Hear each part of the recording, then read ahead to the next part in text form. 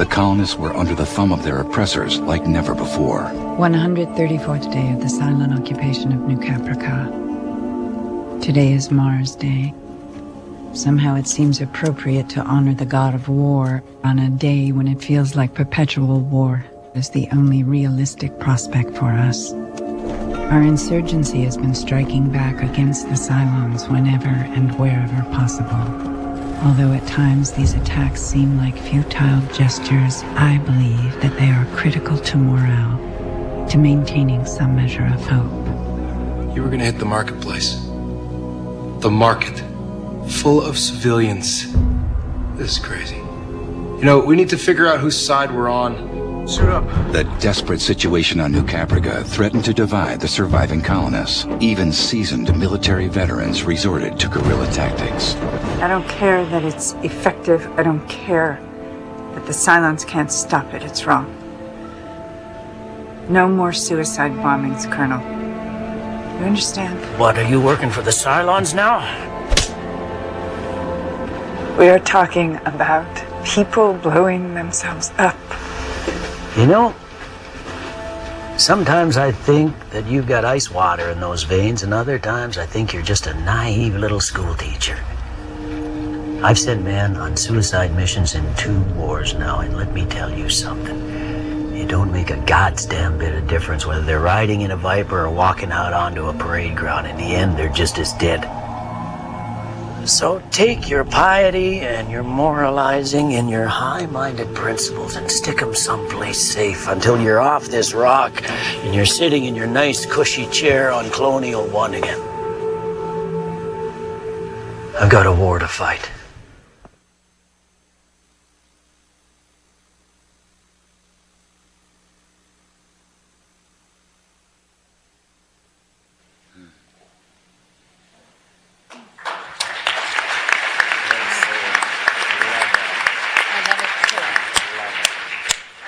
Yes, sir. No one likes to talk about terrorism. Even less do people like to talk about nuclear Armageddon. Preparing for this, I had to stop and think about when the last time in any social situation I talked about either one. I work in a funny place. We actually talk about terrorism, nuclear Armageddon, human rights every day. But I literally came up with the day that I last talked about nuclear Armageddon optionally. 1982. And I work here. We don't like to confront these tough issues in our world, but they are oh so real. If a show like Battlestar Galactica can get us thinking about it, get us talking about it, amen. It isn't easy. I mean, even just watching these clips, I've heard these words from people, but they weren't actors. They're real people talking about their struggles and how they were going to fight them. And you soft heads at the UN, just please get out of our way, because we got some things to settle. If we can get ourselves talking about this, we might be able to figure out some solutions. Perhaps the biggest existential threat to all human beings on this planet today are the intersection between nuclear weapons possibly falling into the hands of terrorists. That's not yesterday's problem. Unfortunately, it's today's problem, and even more unfortunately, it's probably tomorrow's problem too. Talking about it, though, isn't enough. We need to get to some solutions.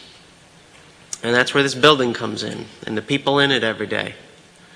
3 years ago, we sat down and said, we need an agreement of all 192 countries on terrorism. I got some really good reactions on that one. Yeah, have fun. Assistant Secretary General Laura, good luck. We'll see you in a few months when you've wisened up a little bit. The amazing thing is, after a long and hard negotiation, every country on this planet agreed to a real, serious, global counterterrorism strategy. That was 2 years ago. And if you read this strategy, every government, member government of this organization, every government around the world, said that terrorism is unacceptable in all its forms and manifestations, committed by whomever and for whatever purpose. Unacceptable. But even more than that, this strategy laid out policies that, again, every government agreed to on how we're going to fight terrorism. And we're not just going to fight it through police actions and military actions. We are going to fight it by trying to address conditions conducive to terrorism. We're going to bring the parts of the UN together that work on human rights, that work on education, that work on development. All the, quote, soft stuff that is really not so soft. We're going to look at the conditions that get people to turn towards terrorism. And an amazing thing happened when that strategy was agreed. Governments started to realize they might just be able to do this stuff. And we've seen over the last 2 years, governments around the world start to do things differently, start to work with people, start to work with civil society in their countries to address these threats.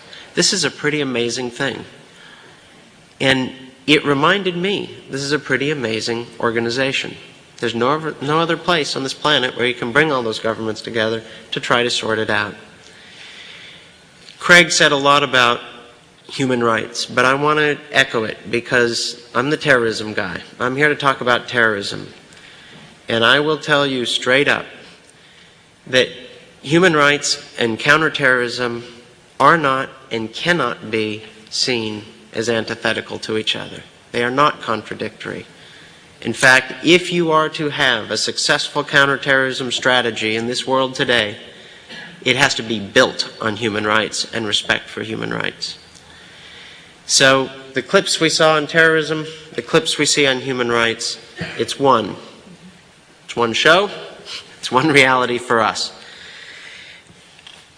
I just wanted to say a word about the Colonel here and his passion in extreme circumstances. You know, I want the extreme circumstances exception. Under extreme circumstances, come on, let's just marginalize this talk, nice talk about human rights.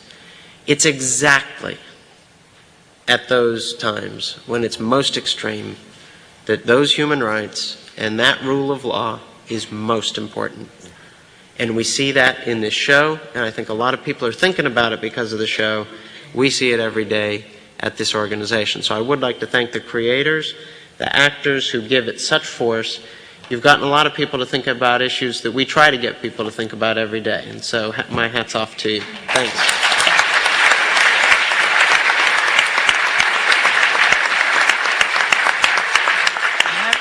I want to ask this question because Salty, you know, that's my man. One eye, the whole thing. Who wrote that speech?